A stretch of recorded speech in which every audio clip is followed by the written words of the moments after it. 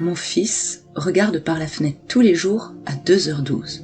Exactement 5 minutes plus tard, on frappe à la porte. Cela a commencé il y a environ 1 mois. Je me suis réveillée au milieu de la nuit avec une soif à mourir. Alors que je me dirigeais vers la cuisine pour me prendre un verre d'eau, j'ai remarqué un éclat de lumière venant de la chambre d'Ethan. La porte était entrouverte et je pouvais voir sa petite silhouette encadrée contre la fenêtre. « Ethan, qu'est-ce que tu fais, mon chéri ?» Il ne s'est pas retourné. Il restait là, regardant dans l'obscurité. « Ethan !» Finalement, il m'a regardé, les yeux écarquillés et flous. « Maman, c'est l'heure. » Un frisson me parcourut le dos. « Il est temps pour quoi, mon chéri ?» Mais il n'a pas répondu. Au lieu de cela, il remonta dans son lit, remonta les couvertures jusqu'à son menton, et en quelques secondes s'endormit profondément. J'ai vérifié mon téléphone. 2h12. Bizarre, mais les enfants font parfois des choses étranges, n'est-ce pas ? J'ai bordé Ethan et suis retourné au lit, attribuant cela à une terreur nocturne étrange ou un épisode de somnambulisme. Je ne savais pas trop. La nuit suivante, je me suis réveillée vers 2h du matin. Appelez ça de l'instinct maternel ou simplement de la paranoïa, mais quelque chose m'a poussé à vérifier Ethan. Effectivement, il était de nouveau là, à la fenêtre. J'ai regardé mon téléphone, 2h12 pile. Cette fois, je n'ai rien dit. Je l'ai juste regardé depuis la porte. Il restait là, parfaitement immobile, pendant exactement 5 minutes. Puis, juste au moment où j'allais intervenir, un son perça le silence qui me donna la chair de poule. 3 coups secs à notre porte d'entrée. Ethan n'a pas réagi. Il s'est simplement remis au lit, comme si de rien n'était. Le cœur battant dans ma poitrine, je descendis les escaliers et regardai par le judas. La lumière du porche éclairait un perron vide. Personne n'était là. J'essayais de me convaincre que ce n'était qu'une coïncidence, peut-être un adolescent ivre qui faisait une blague. Mais un sentiment tenace me disait que quelque chose n'allait pas. La semaine suivante, la même chose s'est produite chaque nuit. Ethan à la fenêtre à 2h12, quelqu'un qui frappe à 2h17, mais personne à la porte. J'ai essayé d'en parler à Ethan pendant la journée, mais il n'avait aucun souvenir de s'être levé la nuit. Il m'a juste regardé avec ses grands yeux innocents et m'a demandé si nous pouvions manger des crêpes pour le petit-déj. Je commençais à vraiment ne plus rien comprendre, commençais presque à perdre la tête, je ne dormais pas et je ne pouvais pas me concentrer au travail. Chaque nuit, je m'asseyais dans les escaliers surveillant la porte d'Ethan, attendant 2h12 du matin avec un mélange d'effroi et de curiosité morbide. Une nuit, environ 10 jours plus tard, j'ai décidé de faire quelque chose de différent. À 2h10, je suis entré tranquillement dans la chambre d'Ethan et me suis tenu à côté de son lit. Alors que l'horloge marquait 2h12, ses yeux s'ouvrirent brusquement. Il s'est assis, mais quand il m'a vu, il s'est figé. « Maman, tu ne devrais pas être ici. »« Pourquoi pas, mon chéri ?»« Parce que... elle attend. » Ma bouche est devenue sèche. « Qui attend, Ethan ?» Mais avant qu'il ait pu répondre, on frappa à la porte. Mais cette fois, cela ne venait pas de la porte d'entrée. Cela venait de l'autre côté de la fenêtre de la chambre d'Ethan. Les coups s'arrêtèrent aussi brusquement qu'ils avaient commencé. Dans le silence étrange qui suivit, je pouvais entendre ma propre respiration irrégulière et les battements frénétiques de mon cœur. « Ethan, éloigne-toi de la fenêtre maintenant. » Mais mon fils n'a pas bougé. Ses yeux étaient fixés sur quelque chose à l'extérieur, quelque chose que je ne pouvais pas voir. Lentement, délibérément, il leva sa main et la pressa contre la vitre. C'est à ce moment-là que je l'ai vu, une main, de l'autre côté de la fenêtre, face à celle d'Ethan. De longs doigts squelettiques avec des ongles noircis. La peau était pâle et cireuse, comme celle d'un cadavre resté trop longtemps dans l'eau. « Mon Dieu !» j'ai crié en me précipitant pour attraper Ethan. Mais dès que mes doigts touchèrent son épaule, il poussa un cri perçant qui me fit chanceler en arrière. La main à l'extérieur de la fenêtre disparut et Ethan s'effondra sur le sol. Son corps convulsait violemment. Je l'ai soulevé, L'esprit paniqué, alors que je me tournais pour le précipiter hors de la pièce, mes yeux captèrent quelque chose qui me figea sur place. Là, sur la vitre de la fenêtre, il y avait 5 mots. « Je viens pour lui, Tammy ». Une vague d'effroi m'envahit. Comment diable cette chose connaissait mon nom? J'ai couru en bas avec Ethan dans les bras, cherchant mon téléphone pour appeler le 911. Mais dès que j'ai atteint la dernière marche, toutes les lumières de la maison ont clignoté et se sont éteintes. Dans l'obscurité totale, j'ai entendu quelque chose qui m'a fait froid dans le dos. Le bruit étrange de clous traînant sur le bois, venant de toutes les directions de la maison. « Maman, elle est à l'intérieur maintenant. » J'ai sprinté vers la porte d'entrée, ma main libre tendue dans l'obscurité, mais quand j'ai attrapé la poignée de la porte, elle était glacée et glissante, comme toute mouillée. J'ai retiré ma main, sentant un liquide chaud couler sur mon poignet. L'odeur cuivrée du sang remplit mes narines. « Tu ne peux pas partir, Tammy, » murmura une voix si proche que je pouvais sentir une haleine fétide dans mon cou.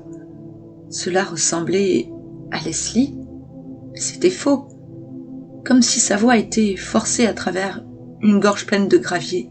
« Tu n'es pas Leslie, elle est morte !» Un rire glacial résonna dans la maison. « Morte?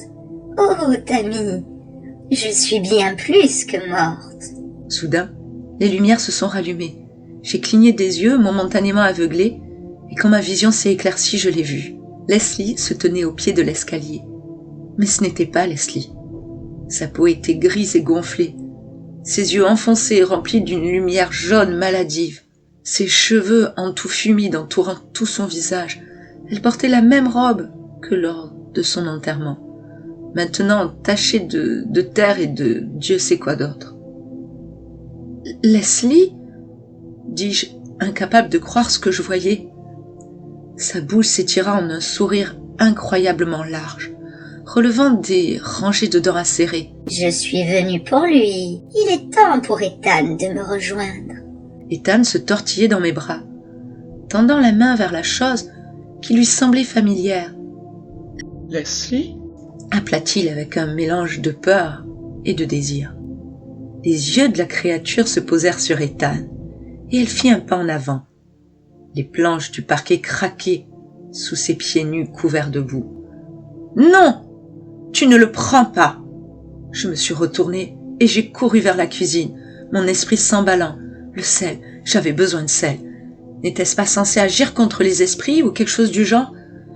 Alors que je fouillais dans les placards, j'entendais les pas mouillés de Leslie se rapprocher. L'air se refroidit et la puanteur putride de la pourriture remplit la pièce. « Oh, Tammy, tu ne peux pas le protéger éternellement. » J'ai finalement trouvé le sel et me suis retourné prêt à le jeter, mais ce que j'ai vu a fait glisser le contenu de mes doigts engourdis. Leslie se tenait sur le pas de la porte, mais son corps n'allait pas. Ses membres étaient allongés, ses articulations pliées dans des angles impossibles, sa tête penchée sur le côté, son cou tendu et déformé, et derrière elle, se tordant dans l'ombre, des dizaines de bras se pendaient, se tendaient ou s'agrippaient. Ethan a crié. À ce moment-là, alors que je regardais l'abîme de cette scène horrible, j'ai su que nos vies ne seraient plus jamais les mêmes. Quoi qu'il en soit, le visage de Leslie, peu importe ce qui arrivait à mon fils nuit après nuit, ça n'allait pas s'arrêter. Il fallait trouver une solution, et je ne savais pas comment combattre ça. Cette chose qui n'était pas Leslie s'élança en avant, ses membres grotesques raclant le sol de la cuisine. Je reculai, serrant Ethan contre moi, l'esprit vide de terreur. Mon dos a heurté le comptoir de la cuisine et j'ai réalisé que nous allions être coincés. « S'il te plaît !» même si je savais que la supplier était inutile. « S'il te plaît, laisse-nous tranquilles !» La chose inclina sa tête sous un angle peu naturel, ses traits se tordant en une moquerie de confusion. « Te laisser tranquille? Mais Tammy, pourquoi j'accepterais de t'écouter ?» L'un de ses nombreux bras jaillit, incroyablement vite, attrapant ma cheville. J'ai crié alors que des doigts glacés s'enfonçaient dans ma chair, le froid se répandant dans ma jambe comme un poison. Ethan gémit dans mes bras, son petit corps tremblant de manière incontrôlable. À ce moment de pur désespoir, quelque chose en moi s'est brisé. Une vague de rage protectrice parcourut mes veines, brûlant la peur paralysante. Je ne me laisserai pas faire et je ne laisserai pas prendre mon fils. Je ne pouvais pas. Avec un rugissement, j'ai donné un coup de pied au visage de la créature. Mon pied l'a heurté avec un bruit sourd et nauséabond, et la chose a reculé, momentanément abasourdie. J'ai saisi l'occasion et je me suis précipité vers la porte du sous-sol. Si nous ne pouvions pas quitter la maison, nous pourrions peut-être trouver un moyen de la piéger. J'ai claqué la porte du sous-sol derrière nous et cherché l'interrupteur. L'ampoule faible s'est allumée, projetant de longues ombres sur l'espace encombré. Ethan s'accrochait à moi, son visage enfoui dans mon épaule. « Maman, j'ai peur. » « Je sais, mon grand, mais tout ira bien, je te le promets. » J'essayais de garder une voix ferme, mais c'était vraiment difficile. C'est à ce moment-là que je l'ai vu.